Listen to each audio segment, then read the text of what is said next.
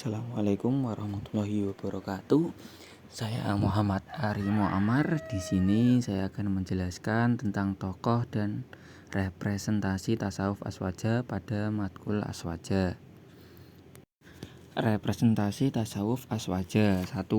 Hujatul Islam Abu Hamid Muhammad Al-Ghazali. Al-Ghazali bernama lengkap Abu Hamid Muhammad bin Muhammad Al-Ghazali Al-Tusi. Ia dilahirkan di Tabaran pada tahun 450 Hijriah. Ayahnya adalah seorang pemintal atau ghazal, sebab itulah ia bergelar Al-Ghazali. Perjalanan akademik Al-Ghazali menghabiskan masa kecilnya dengan mempelajari dasar-dasar keagamaan di Tus.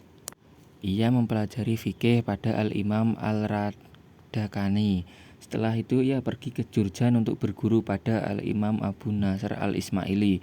Saat Al-Ghazali berguru padanya, ia membuat beberapa ulasan terhadap keterangan yang ia dapatkan dari gurunya ini. Setelah itu Al-Ghazali pergi ke Naisabur untuk berguru pada Al-Imam Abu Al-Mali Al-Maliki Al-Haramain. Ia mengikuti majelis Imam Al-Haramain sampai beliau meninggal dunia. Kepada Imam Al-Haramain, ia belajar fikih madhab Syafi'i, khilaf al-madhab, ilmu debat, mantik, hikmah, dan filsafat sampai ia benar-benar menguasai ilmu-ilmu itu dan mampu untuk menyanggah pendapat-pendapat orang-orang yang menurutnya telah melenceng dari kebenaran. Setelah sepeninggalnya Imam Al-Haramain, Al-Ghazali meninggalkan kota Naisabur pergi menuju Askar. Dia bermaksud ikut bergabung dengan para intelektual di dalam majelis yang didirikan oleh Nizam al-Mulk, Perdana Menteri dinasti Saljuk. Di tempat ini dia aktif terlibat dalam diskusi ilmiah bersama para ulama. Pada diskusi-diskusi tersebut, Al-Ghazali berhasil menunjukkan kapasitasnya sebagai cendekiawan yang berwawasan tinggi.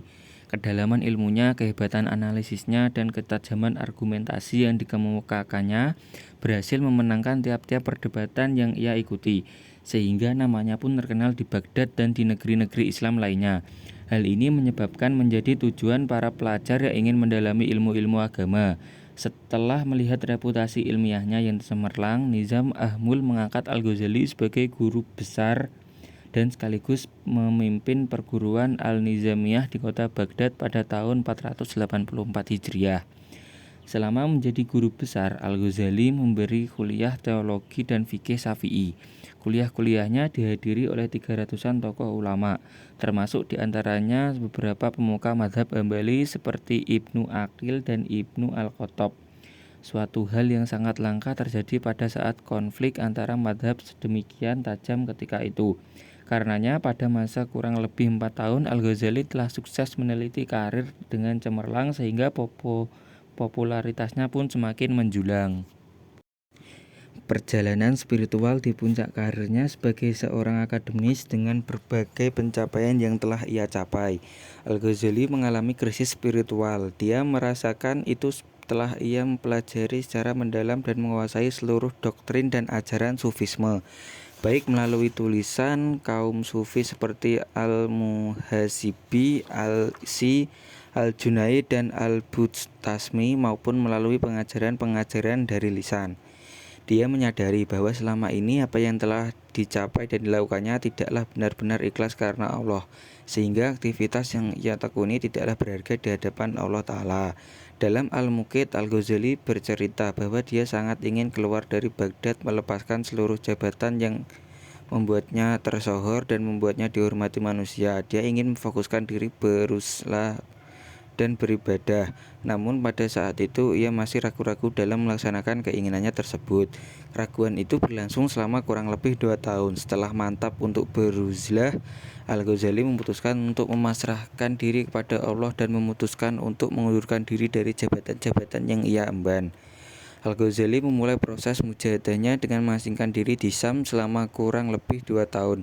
Kemudian ia pindah ke Bait al-Maqdis.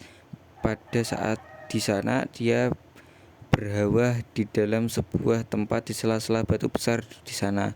Dia kemudian menuju Mekah dan Madinah untuk melakukan ibadah haji dan berziarah kepada Rasulullah SAW. Setelah berusia kurang lebih Selama 10 tahun, Al-Ghazali memutuskan kembali ke Naisabur untuk mengajar lagi di Akademi Nizamiyah Naisabur. Setelah 3 tahun terlibat dengan aktivitas pengajaran di kampus tersebut dengan tanpa diketahui alasannya, Al-Ghazali meninggalkan kegiatannya di Naisabur dan kembali ke kota kelahirannya. Akhirnya kehidupan beliau dihabiskan sampai dengan kembali mempelajari hadis dan berkumpul dengan ahlinya. Ibnu al-Jauzi menyebutkan dalam kitabnya At-Tabat Inda al-Hamad bahwa pada waktu subuh di hari kewafatannya, Al-Ghazali sempat berwudu dan sholat. Lalu ia berkata, datangkanlah kafan.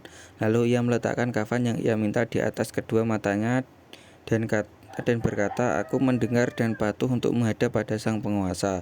Lalu ia menjulurkan kakinya dan menghadap kiblat. Ia meninggal sebelum sinar fajar mulai terang. Corak tasawuf Al-Ghazali adalah tokoh yang mempunyai kontribusi besar dalam membela tasawuf Sunni, yakni tasawuf yang dibangun di atas pondasi Ahlussunnah wal Jamaah. Bahkan menurut Abu al-Wafa al-Taftazani, Al-Ghazali adalah tokoh terbesar pembela tasawuf Sunni melebihi Al-Quyairi dan Al-Larawi. Pertimbangan ini mengacu pada sosok takafah tasawuf dan ilmunya. Tasawuf menurut Al-Ghazali bukan sekedar ilmu, akan tetapi juga disertai amal. Ia memberi perumpamaan bahwa orang yang mengetahui definisi sehat seperti dokter belum tentu ia sehat. Orang yang mengetahui definisi mabuk belum tentu dia mabuk. Bahkan orang yang sedang mabuk tidak mengetahui definisi mabuk. Intisari tasawuf menurut Al-Ghazali adalah membersihkan jiwa dari sifat-sifat tercela sehingga puncaknya dapat membersihkan hati dari selain Allah. Tokoh yang kedua yaitu Abu Qasim Al-Junaid. Nama dan perjalanan akademik. Nama lengkapnya adalah Abu Al-Qasim Al-Junaid bin Muhammad Al-Junaidi. Ayahnya adalah seorang penjual kaca. Hal ini menjadikannya mendapat gelar Al-Kawari. Dalam risalahnya, Al-Junaid adalah imam para sufi dalam bertarikoh. Lahir di Baghdad pada tahun 215 Hijriah dan wafat di Baghdad pada tahun 298 Hijriah. Al-Junaid berguru pada 4 tobakoh sufi. Setiap tobakoh 30 guru. Di antaranya gurunya adalah pamannya sendiri yang bernama Al-Siri Al-Sakati dan Haris Al-Muhasibi. Corak tasawuf Al-Junaidi adalah Corak tasawuf Al-Junaidi adalah tokoh tasawuf Sunni. Ia sangat menentang pandangan-pandangan tasawuf yang bertentangan dengan Al-Quran dan As-Sunnah. Al-Junaidi mampu mengendalikan keadaan-keadaan spiritual yang datang ke dalam hatinya sehingga ia tidak pernah mengucapkan syatoh. Syatoh menunjukkan kekurangan dan kelemahan seorang sufi. Selanjutnya saya akan menjawab soal yang ada pada buku Aswaja, yaitu mengapa Imam Al-Ghazali dan Imam Al-Junaidi menjadi representasi dari tasawuf Aswaja? Jelaskan.